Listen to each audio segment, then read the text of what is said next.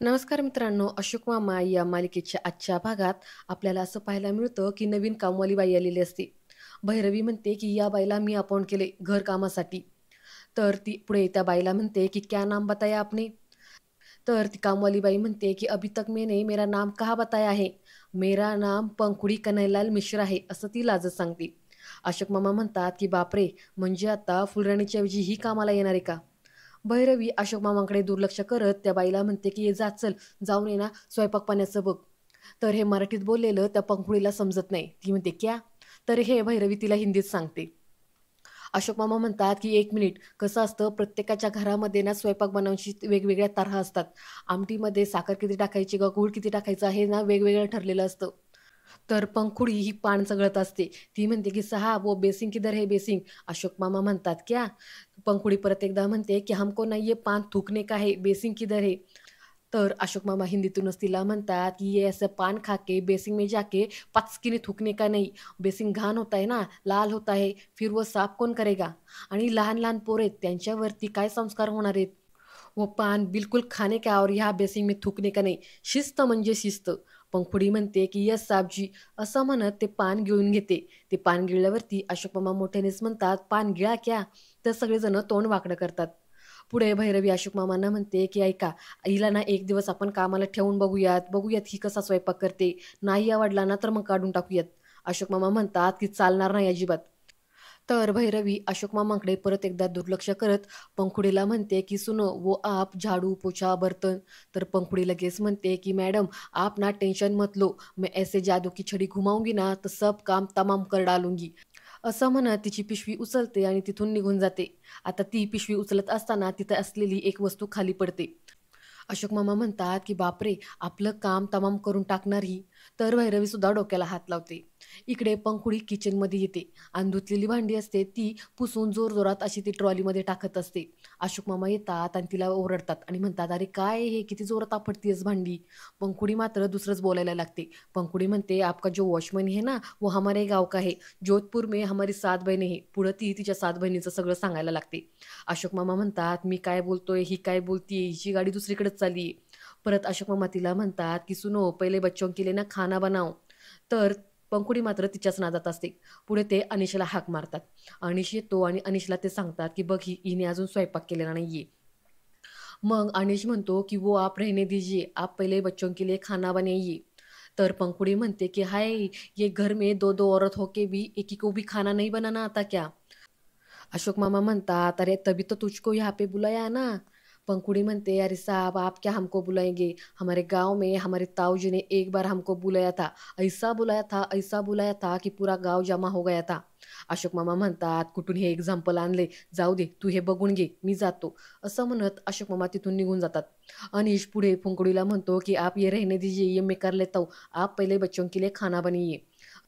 असं म्हटल्यावरती पंखुडी त्या हातातलं काम टाकते. तर अनिश ती भांडी पुसत बसतो. त्यानंतर आपण असं पाहतो की रियांश संयमीला कॉल करतो आणि तिला म्हणतो की हाय सॅम, खाली ये ना जरा, मला तुझ्याशी बोलायचंय. थोड्या वेळातच संयमी खाली येते आणि रियांशला म्हणते हा बोल ना रियांश, काय बोलायचं होतं तुला. रियांश तिच्याकडे पाहतो आणि तिने कलर केलेले केस पाहून त्याला थोडं ऑड फील होतं. तो म्हणतो तू काय केलंयस हे केसांचं. संयमी म्हणते अरे मी हे कलर केलेले आहेत, हायलाईट केले, छान दिसतंय ना. तर रियांश थोडी होकारार्थी मान हलवतो आणि तिला म्हणतो की आता हे कायमचंच राहणार आहे का. संयमी म्हणते नाही रे, वॉश केलं की निघून जाईल. आणि आता मी ना रेड ब्ल्यू ग्रीन ऑरेंज हे सगळे कलर आहे ना ट्राय करणार आहे. रियांश म्हणतो बरं ठीक आहे, जरा एक प्रॉब्लेम झालाय. संयमी म्हणते काय झालंय आता, नवीन काय प्रॉब्लेम झालाय का. रियांश म्हणतो प्रॉब्लेम माझा नाही झालेला, मला तुला एक सांगायचंय. संयमी म्हणते काय. रियांश म्हणतो की हे बघ, तू ना त्या प्रियासोबत नको राहत जाऊस, मला ना चांगल्या वाईफ येत नाही, मला ती चांगली पोरगी वाटत नाही. संयमी म्हणते हो का, मग का रे, तू का तिच्यासोबत फोटोशूट केलं होतंस, तू का मॉडेलिंग करायला निघाला आहेस, मग तूही करू नकोस ना. रियांश म्हणतो की हे बघ संयमी, प्रोफेशनल आणि पर्सनल यामध्ये फरक असतो. मला ना तिच्या वाईफ बरोबर वाटत नाही. तू प्लीज माझं ऐक जरा, तू त्यांच्या ग्रुपसोबत बाहेर जाऊ नकोस. संयमी म्हणते अरे पण का. रियांश म्हणतो अगं त्या प्रियाला आम्ही फोनवरती बोलताना ऐकलं, ती तुझ्याबद्दल बोलत होती. कोणासोबत बोलत होती ते काही मला माहीत नाही, पण जे काही तुझ्याबद्दल बोलत होती ना ते काही फारसं बरं नव्हतं. त्यामुळं सॅम ऐक जरा माझं, तू त्यांच्यासोबत जास्त राहत जाऊ नकोस आणि त्यांच्यासोबत कुठे बाहेर फिरायला पण जाऊ नकोस. अगं ती मुलं काय आपल्या टाईपची नाही आहेत. संयमी म्हणते की आपल्या टाईपची म्हणजे? रियांश म्हणतो, "अगं म्हणजे आपल्यासारखं नॉर्मल मिडल क्लास." संयमी म्हणते, हॅलो, मी नॉर्मल आणि मिडल क्लास नाही आणि मला तसं व्हायची पण इच्छा नाही पुढे ती रियांशला म्हणते की "रियांश तुझं नक्की काय चाललंय अरे? तू काय त्या आजोबांसारखं बोलायला लागलायस?" रियांश म्हणतो की "माझं काय करायचं ना ते आपण नंतर पाहू. पण तू माझं ऐक, हे रात्रीचं असं बाहेर जाणं, पार्टी करणं सारखं-सारखं हे बरोबर नाहीये." संयमी म्हणते की "रियांश तू किती बोर होत चाललाय कळतंय का तुला?" रियांश म्हणतो, "मी तुला बोर वाटतोय कारण की फनच्या डेफिनेशन आता तुझी बदलत चालली आहे." संयमी म्हणते की "हो, कारण की मी आता तुझ्यासारखी ओल्डेस्ट नाहीये. मी जुनाट विचारांची नाहीये ना त्याच्यामुळं." "जाऊ दे सोड. तू ना कधी माझ्या लेव्हलला येऊ शकत नाहीस रियांश." रियांश म्हणतो, "लेव्हल? कोणत्या लेव्हलबद्दल बोलतीयेस तू आणि काय हा फेक ॲटिट्यूड आणलायस गं? अगं मी तुला फक्त सावध करायचं म्हणतोय." तर संयमी म्हणते की "तू मला सावध नाही करत तू माझ्यावरती जेलस फील करतोयस. कारण की तुला प्रिने बोलवलं नाही ना पार्टीला. त्याचा तुला राग आलेला आहे. त्याच्यामुळेच तू माझ्यावरती आता जेलस फील करतोयस आणि मला सांगतोयस की त्यांच्यासोबत जाऊ नकोस. पण प्रियाला आता चांगलंच कळालंय की कोण लेम आहे आणि कोण कूल आहे ते. त्यामुळेच तिने तुला बोलवलं नाही. रियांश तू लेम आहेस लेम." तर रियांश म्हणतो, "काय मी लेम आहे? मग ह्या लेम माणसाला का गं तू पैसे दिलेस?" संयमी म्हणते, "हो ना रे, चुकलंच माझं. मी ना उगाचच तुला पैसे दिले. चल देऊन टाक आता माझे मला पैसे." रियांश म्हणतो, "मी तुझे पैसे तुला देणारच आहेत, पण आत्ता माझ्याकडे नाही आहेत. काय आहे कसं आहे, माझ्याकडे ना तुझ्यासारखी मावशी नाही, मागितले की वाटेल तेवढे पैसे द्यायला आणि मी तुला पैसे जे देईल ना, ते मी स्वतः कमवलेले पैसे देईल. मी असं कोणाकडे मागणार नाहीये." तर संयमी पण ॲटिट्यूड देत त्याला म्हणते, की "हो, मी पण वाट पाहते त्या दिवसाची." रियांश म्हणतो, की "सॅम मुद्दा माझा ऐकून घे. प्लीज तू माझं ऐक. त्या प्रियाच्या नादाला लागू नकोस, नाहीतर मेजर अडकशील." संयमी मात्र त्याचं काही न ऐकता तिथून निघून जाते. तर इकडे अशोक मामा हे सोफ्यावरती बसलेले असतात. पंखुडी इकडून-तिकडून झाडू मारते आणि म्हणते, की "हुई गया." अशोक मामा म्हणतात, की "लगेच कसं काय झालं? अगं त्या झाडूने केर काढलास का झाडूने ती जमीन खाजवलीस? एवढ्या लवकर कसं काय झालं?" तर पंखुडी म्हणते, की "क्या अशोक बाबू, अरे ये पंखुडी है ना पंखुडी, ये जादू की छडी है छडी." असं म्हणत ती झाडू इकडून-तिकडून फिरवते. अशोक मामांच्या तोंडावरून फिरवते. अशोक मामा तोंडावरती हात ठेवतच म्हणतात, की "ही बाई माझी मन शांती घालवणारी." पंखुड़ी म्हणते, "क्या अशोक बाबू, अरे ये अपना घर है ना, ये कितना छोटा है, इससे बड़ा तो हमारा तबेला है तबेला." अशोक मामा म्हणतात, "तुम्ही काय तबेल्यात राहतात का?" पंखुड़ी म्हणते, "हम कैसे तबेले में रहेंगे, हमारे भैंसिया रहती हैं वहाँ पे. अब हो गया सब कुछ काम, फटाफट कर डाला." अशोक मामा समोर पाहतात, की थोडा कचरा सांडलेला आहे. ते जातात आणि ते उचलून दाखवतात आणि म्हणतात, "ये क्या है? ये क्या है? ये काम मैं चुकागिरी नहीं करने की." पंखुड़ी म्हणते, "वो थोडा गलती से रह गया." अशोक मामा म्हणतात, "पगार काढ पहिले पगार." पंखुड़ी म्हणते, "काय साहब क्या पगार काटोगे आप? चलो ये लो आप हाथ में रख दो और आप ही खुद लगाओ झाडू." असं म्हणत ती अशोक मामांच्या हातामध्ये झाडू ठेवते आणि तिथून निघून जाते. त्यानंतर इकडे अनीश हा नोकरीच्या शोधात असतो. तो कोणाला तरी फोन करतो आणि सांगतो, की "माझं एम.कॉम झालेलं आहे, पण मला त्या फील्डमधला काही एक्सपिरियन्स नाहीये. मी येऊन जातो तिकडे." असं म्हणत तो फोन कट करतो. तेवढ्यात तिथे ईशान येतो आणि तो म्हणतो, "कोणाचा फोन होता?" अनिश म्हणतो, "का रे, तुला कशाला एवढ्या सगळ्या चौकशा पाहिजेत?" ईशान म्हणतो, "नाही, मी असंच विचारलं." "बरं मला सांग, की आजोबा कुठे आहेत काका?" अनिश म्हणतो, की "असतील बाहेर." "का रे?" ईशान म्हणतो, "काही नाही, ते आजोबा झोपणार कधी आहेत?" ईशान म्हणतो, "का रे, तू काय एवढं मला विचारतोयस?" तर ईशान म्हणतो, "काही नाही, असंच विचारलं ना, घर जरा शांत-शांत वाटतंय. कसं आहे ना, की पूर्वी असं नव्हतं. पूर्वी आजोबा आमच्यावरती चिडायचे, पण लगेच शांत व्हायचे. पण आता माव आल्यापासून ना, घरामध्ये ना टाईम बॉम्ब लावल्यासारखं वाटतंय. सतत असं वाटत असतं, की कुठून तरी हा टाईम बॉम्ब फुटेल आणि काहीतरी मोठा वाद होईल. बरं झालं इरा इथे नाहीये, नाहीतर ती ना सारखीच रडत बसली असती." तर अनिश त्याचा हात हातामध्ये घेतो आणि म्हणतो, "काळजी करू नकोस." ईशान म्हणतो, "बरं चल, मी जातो आता." असं म्हणत तो बाहेर जातो. बाहेर पाहतो, की अशोक मामा झोपलेले आहेत. तो गपचूप येतो आणि त्यांचा मोबाईल चार्जिंगला लावलेला असतो. तो घेतो. तर अशोक मामा पाठीमागून उठतात. ईशान त्यांचा मोबाईल चालू करून त्याच्यामध्ये खटपट करत असतो. अशोक मामा पाठीमागून येतात आणि म्हणतात, "काय रे चोरा, काय चोरतोयस तू?" ईशान म्हणतो, "काही नाही आजोबा, हे बघा मी तुमचा मोबाईल ना चार्जिंगला लावतोय." अशोक मामा म्हणतात, "मला काय तू वेडा समजलायस का? मीच चार्जिंगला लावलाय तो मोबाईल." ईशान म्हणतो, की "हो, तुम्हीच लावला, पण ते बटन चालू नव्हतं ना. हे काय हे बंद होतं." असं म्हणत चालू असलेलं बटन बंद करतो आणि पुन्हा चालू करतो. अशोक मामा म्हणतात, "काय रे शहाण्या, माझ्याशी खोटं बोलतोयस का?" तेवढ्यात तिथे पंखुडी येते आणि ती बादलीमधले पाणी जमिनीवरती ओतते. अशोक मामा ओरडतच म्हणतात, की "ए काय म्हैस काढली का धुवायला? इतना पानी का क्यों नासाडी करता है तू?" तर पंखुडी म्हणते, "नासाडी क्या होता है?" अशोक मामा म्हणतात, "अरे नासाडी इतना पानी नहीं वाया घालने का." पंखुड़ी म्हणते, "अरे साहब क्या पानी-पानी करता है आप? अरे हमारे गाँव में तो बहुत पानी होता." अशोक मामा म्हणतात की "ए गप, हे तुझ्या गावाच्या गोष्टी मला नंतर सांग तू. हे घर माझं आहे. त्यामुळं या घरात जे काही होईल ना ते मी सांगेल ना तेच होईल आणि पाणी हे जास्त नासवायचं नाही. शिस्त म्हणजे शिस्त." तेवढे तिथे भैरवी येते आणि ती म्हणते, "काय आरडाओरडा लावलाय हा तुम्ही सगळ्यांनी?" तर अशोक मामा म्हणतात की "हे बघ कसं पाणी ओतलेलं आहे." तर पंखुडी म्हणते, "अरे अशोक बाबू सुनो तो." अशोक मामा तिच्यावरती ओरडतच म्हणतात की "ये तू मला बाबू नाही म्हणायचं हां." भैरवी म्हणते की "अहो थांबा जरा. अहो ती आत्ता नवीन आलेली आहे ना, शिकेल हळू-हळू." अशोक मामा म्हणतात की "शिकेल, शिकेल म्हणून मी कोण कोणाला माफ करू?" तर इकडे ईशान यांची सगळ्यांचं वादावादी चाललेली असताना इकडे गपचूप मोबाईल हा त्याच्या पॅन्टच्या खिशामध्ये टाकतो. पुढे भैरवी पंखुडीला म्हणते की "ये आप जाओ ना, आप जाके खाना बनाओ." असं म्हटल्यावरती पंखुडी जायला लागते. अशोक मामा तिला अडवतच म्हणतात की "ये रुक, ये सब पाणी है वो कौन साफ करेगा?" भैरवी म्हणते, "मी करेल साफ." अशोक मामा म्हणतात की "झालं, म्हणजे तू साफ करणार म्हणजे मी नक्कीच घसरून पडणार. मग माझे हाडं-बिडं मोडणार. तुला काय जातंय बोलायला?" तर भैरवी म्हणते की "मी हात जोडते तुमच्यासमोर. प्लीज जरा शांत राहा आणि तुम्ही इथं शांतपणे बसा." पंखुडीला परत ती म्हणते की "और आप क्या देख रहे हो? आप जाओ और खाना बनाओ." पंखुडी म्हणते, "चाचा जी सुनो, इतना गुस्सा मत करो, नहीं तो एक दिन हार्ट अटॅक आ जाएगा."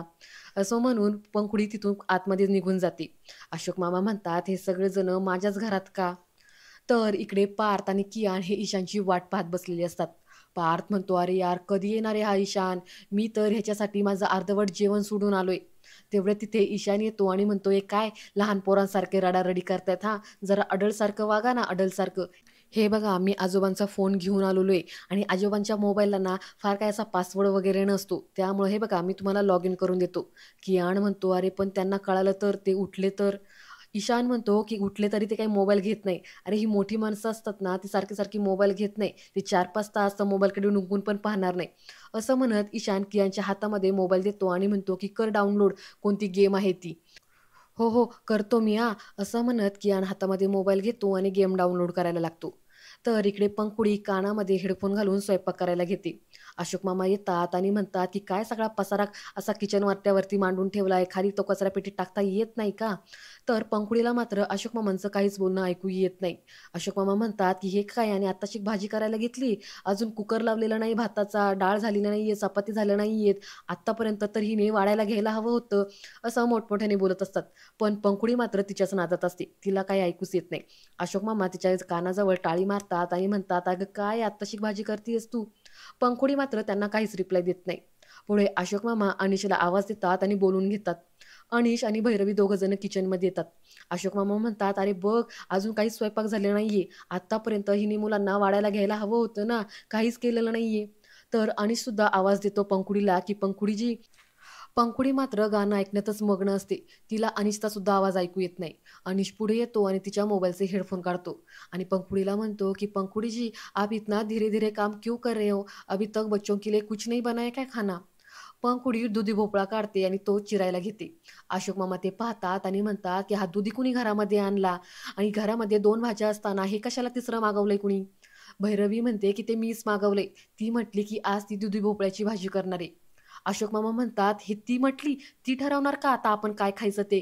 ती कोण ठरवणारी? या घरामध्ये काय स्वयंपाक बनवणार आता ही ठरवणार आहे का?" भैरवी म्हणते, "ठीक आहे ना, काय हरकत आहे?" अशोक मामा म्हणतात, की "हरकत आहे. संयमीला दुधी भोपळ्याची ॲलर्जी आहे." असं म्हटल्यावरती भैरवी म्हणते, की "ओह शिट! मी कसं काय विसरले. मला माहीत होतं, की संयमीला दुधीची ॲलर्जी आहे. पण माझ्या डोक्यातूनच कसं काय झालं ना, मलाच कळलं नाही." अशोक मामा म्हणतात, की "तुझ्याकडे ना मी नंतर बघतो." असं म्हणत ते पंखुडीकडे बघतात आणि म्हणतात, की "घरामध्ये ऑलरेडी 2 भाज्या असताना तू तिसरी भाजी का मागवली? आणि तू कोण ठरवणारी कोणती भाजी करायची ते? आणि तुला काय माहिती, की आम्हाला काय आवडतं आणि काय आवडत नाही ते?